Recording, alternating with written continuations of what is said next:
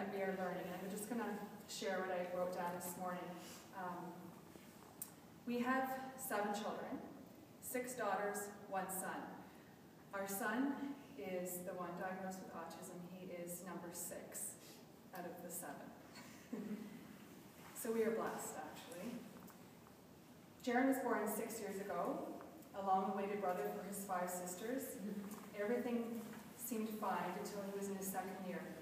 I stopped nursing him at that time, introduced him to a regular diet, and he got more immunizations. He deteriorated over the course of a few months. He no longer slept through the night. He no longer had eye contact and stopped babbling. He seemed not to care about his family and was in his own world. And at 21 months of age, he was diagnosed with autism spectrum disorder. So this began our quest to fix our child and get back the boy that we thought disappeared. Because there are many different theories on the causation of autism, we started many different therapies and biomedical treatments to help heal our son. You name it, we did it. Some good, some not. He went through many tests and we spent way too much money.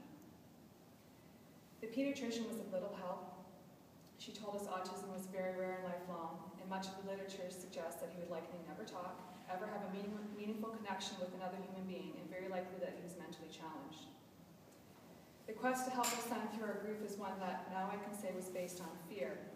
There also was a lot of blame and guilt. It didn't serve Jaron and didn't serve us or the rest of the family. It was a very stressful time for us all, but was necessary to go through to come to what we know today. After about 2 years, my sister shared with me a comment that my mother made to her. She said, "Jaron isn't any better after all these treatments." I remember feeling very angry and trying to justify all the time and money we had spent on trying to recover our son. But she was right. There were some improvements, but not a lot. I also thought that autism was that bump in the road on the journey of life that John and I had together. And when God healed him, we would be able to get back on to living that life that we were creating together. I was totally wrong. Autism is not just the bump in the road to bounce over. It has caused us to have a total change in direction in every aspect of our lives. By the grace of God, our eyes finally opened to what a gift we had been given. It took a long time to get it, but we had a great coach to help us see what was in front of us, and Michelle and other teachers who have helped us to look at things differently. We began to catch glimpses of Jaron's gifts. Now, pretty much every day, he says or does something that completely takes our breath away. Why now? Probably because he feels safe to share and feels loved unconditionally. Far too long, we have felt disempowered that we would be able to help our son. We relied on therapists and doctors to fix him. What Jaron needed most was us and his family. He came to us for a reason. So now it has been about 8 months for us since things really started to change. At that time, about 8 months ago, we stopped doing the IBI, the government-funded therapy. We are now being coached by an RDI consultant who has helped us connect a lot better with our son than any type of ABA treatment can.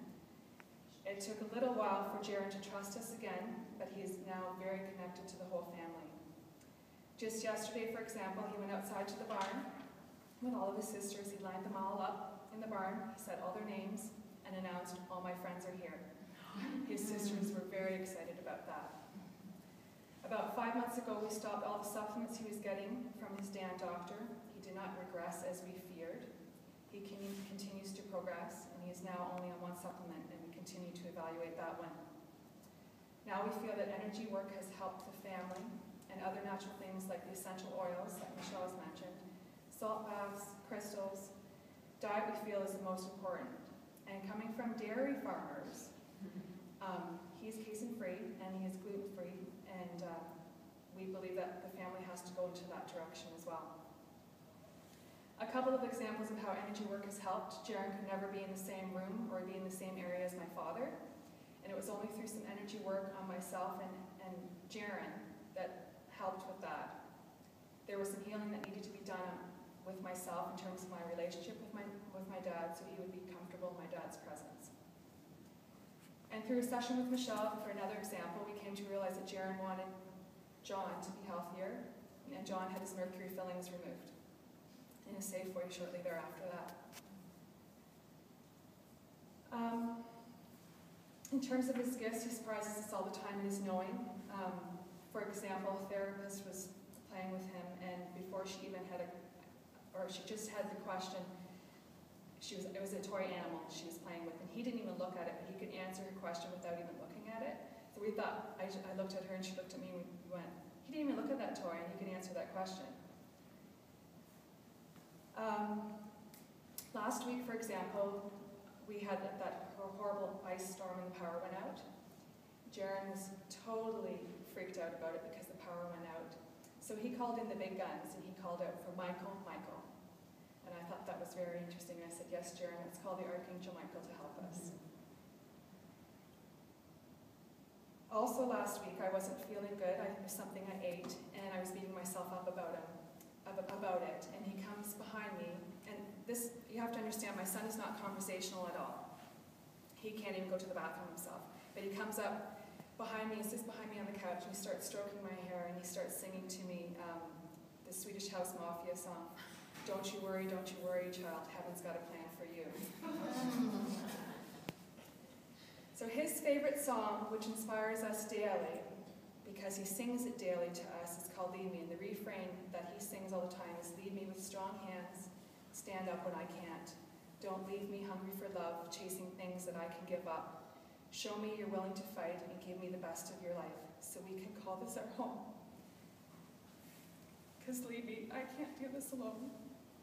So that's what inspires us every day to help make this a home for our special children.